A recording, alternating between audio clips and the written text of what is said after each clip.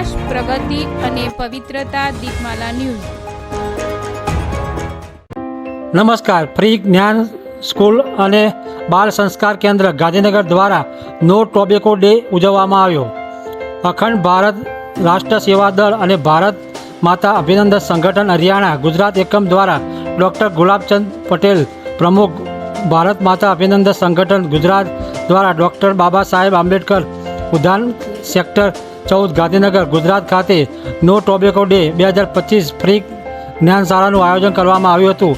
કાર્યક્રમની શરૂઆત વંદે માતરમ ગીતથી શરૂ થઈ હતી, જેમાં એડવોકેટ કાંતિભાઈ પટેલ, સભ્ય અને મહેન્દ્રભાઈ ચૌહાણ, સમાજસેવક પ્રોફેસર નસીભાઈ બંકર, નિવૃત્ત શિક્ષક ઝીણાભાઈ વાઘેલા, વિનોદભાઈ વાઘેલા, નિલેશભાઈ ચૌહાણ, જીવનભાઈ દેવરસિંહ ઠાકુર હાજર રહ્યા હતા.